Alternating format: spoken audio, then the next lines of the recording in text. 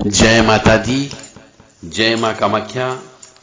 कामाख्ये वरदे देवी नीलपर्वतवासिनी त्वं देवी जगत माता योनि मुद्रे नमस्तुते। कामाख्ये काम संपन्ने कामेश्वरी हर प्रिये कामनां देहि मे नित्यं कामेश्वरी नमस्तुते। कामदे काम रूपस्ते सुभगे सुर सेविते करोमि दर्शन देव्यं सर्वकामार्थ सिद्धयेत्। ओम महेशानी महामाये चामुंडे मुंडमालिनी आयु आरोग्य ऐश्वर्य देहि मे देवी परमेश्वरी। ओम जयंती मंगला काली भद्रकाली कपालिनी दुर्गा क्षमा शिवा धात्री स्वाहा सदा नमस्तुते। ओम सर्वमंगल मांगल्ये शिवे सर्वासाधिके शरण्ये त्र्यंबके गौरी नारायणी नमस्तुते। दुर्गति नाशिनी दुर्गा जय जय, काल विनाशिनी काली जय जय, उमा रमा ब्रह्माणी जय जय, सीता राधा रुक्मणी जय जय। महालक्ष्मी नमस्तुभ्यं सुरेश्वरी, हरि प्रिये नमस्तुभ्यं दयानिधि। काली काली महाकाली काली के पापनाशिनी, खड्ग हस्ते मुंड हस्ते काली काली नमस्तुते। काली काली महाकाली काली के परमेश्वरी, सर्वानंद करी देवी नारायणी नमस्तुते। नीरहार हार धन सार सुधाकरम भा कल्याणम दा कनक चंपक दाम्बूषाम उतुंग बिन कुछ कुंभ मनोहरांगी वाणी नमामि मनसा वस्सा विभूते। ओम ऐं सरस्वत्ये नमः, ओम ह्रीं दुर्गाय नमः। या जल जल प्रज्वल अग्नि रूपाय ओम हौं ह्रीं श्रीं ज्वाला देव्यै नमो नमः। ओम त्र्यंबकं यजामहे सुगंधिं पुष्टिवर्धनम् उर्वारुक्मी बंधनान् मृत्योर्मुक्षीमामृतात्। ओम ब्रह्मा मुरारी त्रिपुरांतकारी भानु शशि भूमि सुतो बुधश्च गुरुश्च शुक्र शनि राहु केतवे सर्वे ग्रहा शांतिकरा भवन्तु। देव राधा ट्रस्ट की तरफ से सत्यवाणी की प्रस्तुति। जिस मनुष्य का गुरु खराब होता है, गुरु ग्रह खराब होता है, उस मनुष्य को जीवन में बहुत से कष्ट आते हैं। अलग अलग प्रकार के कष्ट आते हैं। और गुरु खराब क्यों होता है, पहले इस रहस्य को जाने। सत्यवाणी के द्वारा जो रहस्यमय ज्ञान की कड़ी आपके सामने प्रस्तुत की जाती है, उसी तारतम्य में आज हम आपको बताने जा रहे हैं कि गुरु ग्रह अच्छा होने के बावजूद भी खराब क्यों हो जाता है। तो सर्वप्रथम यह होता है कि यदि आपको पहले तो ये ज्ञान होना चाहिए कि आपकी जन्म पत्रिका में गुरु ग्रह का क्या रोल है। क्या वो आपको एजुकेशन देगा? क्या गुरु आपको धन देगा? क्या गुरु आपको मान सम्मान देगा? क्या गुरु आपका मान खराब करेगा? क्या आप गुरु की वजह से ऋणी हो जाओगे? क्या गुरु की वजह से आपको बीमारियां लगेगी? यह सब चीज का ज्ञान आपको होना चाहिए। हर मनुष्य को अपने अपने ग्रह नक्षत्र का ज्ञान होना चाहिए। और इसके लिए मैं बार बार कहता हूं कि आप अपनी जन्म पत्रिका अवश्य चेक करवा लें। जन्म पत्रिका अवश्य बनवाना चाहिए और उसके उपाय टोने टोटके करते रहें। जो भी ग्रह खराब हो उसको हमेशा बढ़ाने का प्रयास करना चाहिए कि वो अच्छा हो जाए, यानी कि शांत करने का प्रयास करना चाहिए जिससे वो प्रसन्न रहे। और कोई भी जो ग्रह खराब होता है उसको प्रसन्न करने के लिए वस्तुओं का, धातुओं का, अन्न का दान देना चाहिए और जप और तप यानी कि हवन कराना चाहिए।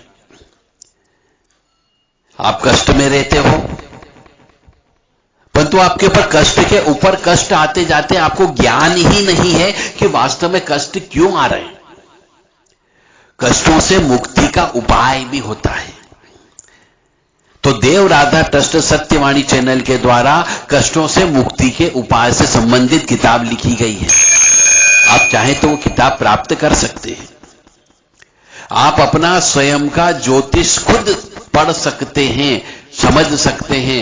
हमने किताब लिखी है आओ ज्योतिष सीखे, बिल्कुल साधारण भाषा में लिखी है, हर कोई व्यक्ति उसे समझ सकता है, स्टेप बाय स्टेप लिखी है। और यदि आपके ग्रह नक्षत्र उसमें से खराब हैं तो हमने तीसरी किताब उसी के लिए लिखी है, आप लोगों के लिए, कि आप लोग कष्ट में नहीं रहे, नवग्रह शांति कैसे करें। और यदि किसी मनुष्य को भूत प्रेत की बाधा सताती हो, ऊपरी बाधा सताती हो, जादू टोना बार बार सताता हो, अदृश्य शक्ति नजर आती हो, उसका जीवन में हमेशा अनिष्ट ही अनिष्ट होता हो, अमावस्या के दिन चिड़चिड़ापन ज्यादा रहता हो, पूर्णिमा के दिन ज्यादा चिड़चिड़ापन रहता हो, सपने गंदे सपने आते हो, तो हमने चौथी किताब भी लिखी है कि शनि राहु केतु का संबंध। तो आप चाहें यदि सुखी जीवन जीना चाहते हो तो थोड़ा सा पैसा ये विनियोग करिए, इन्वेस्टमेंट करिए और ये चारों किताबें आप प्राप्त करिए। निश्चित तौर से आपके जीवन में कष्टों को कम हो जाएगा यदि उसमें लिखे गए प्रयोगों का आपने प्रयोग किया तो। जीवन का रस हमने इन किताबों के अंदर लिखा है और रस पीने से निश्चित तौर से आप स्वस्थ रहोगे, बीमारी दुखी नहीं आएगी, क्योंकि यह मनुष्य जीवन पूरा ग्रह नक्षत्रों से नियंत्रित होता है। 7 कलर होते हैं, 9 ग्रह होते हैं, 2 छाया ग्रह, इसलिए उनका कोई कलर नहीं होता है। फिर भी केतु को धूम्र कलर मान लिया गया है, धुआं है, और राहु को काला कलर मान लिया गया है।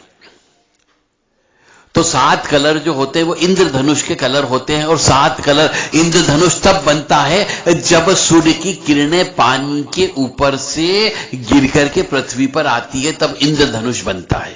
यानी कि पानी के अंदर 7 कलर होते हैं और मनुष्य के शरीर के अंदर 69% यानी 69% पानी होता है। इसलिए अपने शरीर के ऊपर इन 9 ग्रह का प्रभाव पड़ता है। तो जिस ग्रह की कमी होती है, जिस ग्रह का प्रभाव कम होता है, जो ग्रह खराब होता है, जो ग्रह नीच का होता है, जिसकी पावर कम होती है, मनुष्य के जीवन में वैसी ही कष्ट की प्राप्ति होती है। तो यह आपको ज्ञान होना चाहिए कि आपकी जन्म पत्रिका में कौन सा ग्रह उच्च का है, कौन सा ग्रह नीच का बैठा हुआ है, कौन सा ग्रह स्व राशि का बैठा हुआ है, कौन सा ग्रह शत्रु राशि में बैठा हुआ, कौन सा ग्रह त्रिकोण में बैठा हुआ है, किस ग्रह का दान देना चाहिए, किस ग्रह का दान नहीं देना चाहिए, दान किस समय पे देना चाहिए, किस वार को देना चाहिए, पूरा विधि विधान इन किताबों में लिखा हुआ है। तो हम आपको लेके चल रहे थे रहस्यमय ज्ञान की दुनिया में कि जिस मनुष्य का गुरु ग्रह खराब होता है, तो गुरु ग्रह खराब क्यों हुआ? क्योंकि कोई व्यक्ति यदि इस जन्म में या पिछले जन्म में फलदार वृक्ष को कटाता हो, या फिर कुल गुरु, कुल देवता या किसी आदरणीय व्यक्ति का उसने अपमान किया हो, जिसके कारण कई बार जातक को यानी कि मनुष्य को संतान सुख प्राप्त नहीं होता है, यानी गुरु की वजह से संतान सुख भी नहीं मिलता है। ऐसे मनुष्य को गुरु के जो मंत्र होते हैं, ओम ग्राम ग्रीम ग्रोम से गुरुवे नमः, या फिर ओम ब्रह्म बृहस्पते नमः, या फिर ओम अखंड मंडलाकारम व्याप्त येन चराचरम तत्परजितम तेन तस्मै श्री गुरुवे नमः, ओम परम तत्वाय नारायणाय गुरुभ्यो नमः। इन मंत्रों का कम से कम 1.25 लाख जप कराना चाहिए और दशांश हवन कराना अत्यंत आवश्यक है। इस बात का अवश्य ध्यान रखें कि जब भी आप जप कराएं किसी का भी, चाहे महामृत्युंजय का जप कराएं, चाहे दुर्गा जी के कराएं, चाहे नवान मंत्र का कराएं, चाहे नवग्रह शांति के कराएं, दशांश होम होना अत्यंत आवश्यक है। यानी कि जितना जप किया उसका 1/10 भाग का आपको हवन करना अत्यंत आवश्यक है।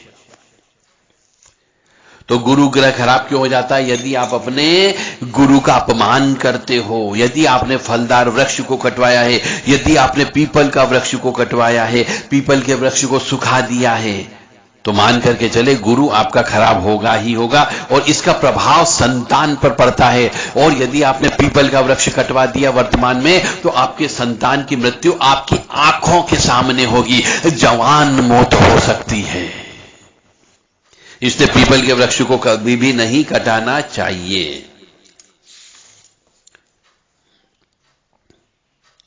और गुरु के कारण यदि बहुत ज्यादा कष्ट हो रहा हो तो श्री शिव जी का रुद्र अष्टाध्याय किताब होती है, यानी कि रुद्री अभिषेक होता है, उससे उनका अभिषेक करना चाहिए। और शिव सहस्त्र नाम का पाठ भी करना चाहिए। हो सके तो दत्तात्रेय भगवान के तांत्रिक मंत्र का अनुष्ठान भी करना चाहिए। और रोजाना गुरु पूजन करें यदि आप किसी गुरु के सानिध्य में हो तो, और गुरु के द्वारा दिए गए मंत्र को जप करें। गुरु जो है महाविष्णु का प्रतिनिधित्व करता है, अतः पुरुष सूक्त का भी जप करना चाहिए और सुदर्शन होम करना भी लाभकारी होता है। और यदि गुरु में श्री हरि विष्णु की पूजन अर्चन हवन नहीं कर सकते हो तो सत्यनारायण भगवान की व्रत कथा गुरुवार के दिन करना चाहिए और एकादशी व्रत हमेशा करना चाहिए। एकादशी व्रत में अन्न बिल्कुल भी नहीं खाया जाता है। राहु मंगल आदि क्रूर एवं पाप ग्रह से यदि गुरु हो तो संतान बाधा उत्पन्न होती है, यानी किसी का गुरु खराब हो जाता है यदि वो गुरु राहु के साथ बैठा हो या राहु मंगल के साथ बैठा हो, क्रूर और पाप ग्रह के साथ बैठा हुआ हो, तो उस मनुष्य को, उस स्त्री बच्चे पैदा नहीं होते हैं, लड़का पैदा नहीं होता है, संतान बाधा उत्पन्न होती है। उसके दोष के निवारण के लिए शतचंडी यज्ञ कराना चाहिए और जो भी काम करें विधि विधान से कराना चाहिए। अनाड़ी पंडित जी को मत पकड़ लेना, अच्छे ज्ञानवान अनुभवी व्यक्ति से ही यह अनुष्ठान कराना चाहिए। या फिर हरिवंश पुराण एवं संतान गोपाल के मंत्र का अनुष्ठान करना चाहिए यदि आपके यहां लड़का उत्पन्न नहीं हो तो। यह गुरु के द्वारा शापित होता है, इसलिए बच्चे पैदा नहीं होते हैं। ब्राह्मण एवं देवता का सम्मान करना चाहिए, उन्हें सदाचार आदर देना चाहिए, फलदार वृक्ष लगाना चाहिए, फलों को दान करना चाहिए और विशेष तौर से केले को, नारंगी को, पीले फल को, जो पीले कलर के होते हैं उनका छिलका, उनका दान करना चाहिए, जिससे बृहस्पति प्रसन्न होते हैं। यदि कुंडली के पंचम भाव में शनि गुरु हो तो वट वृक्ष की पूजा करना चाहिए और वट वृक्ष को लगाना चाहिए। और जिन स्त्रियों के विवाह में गुरु के कारण देरी हो रही हो, विवाह नहीं हो पा रहा हो, तो उन्हें पुखराज धारण करना चाहिए, परंतु पुखराज सही पुखराज हो, विश्वसनीय व्यक्ति से लेकर के आइए। और केले के पेड़ की पूजा करना चाहिए, पीपल के पेड़ की पूजा करना चाहिए। यह सब गुरु ग्रह को अच्छे से करने का तरीका है। चमेली के पुष्प लेकर के उन्हें जल में विसर्जन करना चाहिए। पीले कलर के पुष्प लेकर के गुरु प्रतिमा पर चढ़ाना चाहिए। गुरुवार का व्रत उपवास तो रखना ही रखना चाहिए और इस दौरान नमक का सेवन नहीं करना चाहिए। कुछ सोना अपने जीवन में अवश्य दान करना चाहिए। जल में सोने का पानी, जल में सोना डाल करके उस पानी का पीना चाहिए। पीले वस्त्रों का दान किसी सौभाग्यवती स्त्री को देना चाहिए और पीले वस्त्रों का दान किसी ब्राह्मण को, गुरु को देना चाहिए। और रोजाना गुरु की होरा आती है, यह आपको ज्ञान होना चाहिए कि गुरु की होरा रोजाना कब आती है। उस गुरु की जब होरा चलती है उस दौरान निर्जल रहना चाहिए।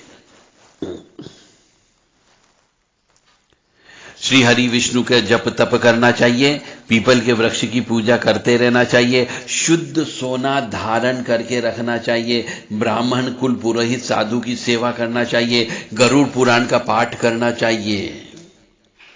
और यदि गुरु आपका खराब हो तो गुरु की चीजों का दान नहीं लेना चाहिए, गुरु की चीजों का दान देना है।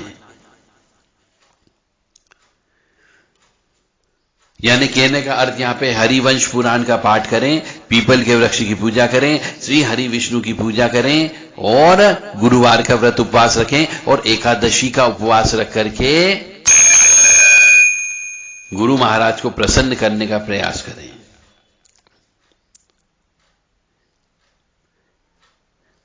यह है गुरु को यदि खराब है तो गुरु खराब होने की वजह से बुद्धि भ्रष्ट हो सकती है, बच्चे पैदा नहीं हो सकते हैं। गुरु खराब होने से स्त्रियों का विवाह नहीं होता है, और गुरु खराब होने की वजह से विवाह होने के बाद में विवाह टूट भी जाता है। इसलिए गुरु स्त्रियों को विशेष तौर से गुरुवार के दिन सिर नहीं धोना चाहिए, नाखून नहीं काटना चाहिए, गुरुवार के दिन कपड़े भी नहीं धोना चाहिए, गुरुवार के दिन घर के अंदर झाड़ू पोंछा भी नहीं लगाना चाहिए, गुरुवार के दिन जाले साफ नहीं करना चाहिए, गुरुवार के दिन कबाड़ खाना भी बाहर नहीं निकाल करके बेचना नहीं चाहिए। इन सब बातों का ध्यान एक स्त्री को अवश्य रखना चाहिए, तो गुरु उच्च का हो सकता है और आपको लाभ हो सकता है। मेरा धर्म था आपको ज्ञान देना। अब इस ज्ञान को लेना या नहीं लेना, प्रयोग करना नहीं करना आपके ऊपर निर्भर करता है।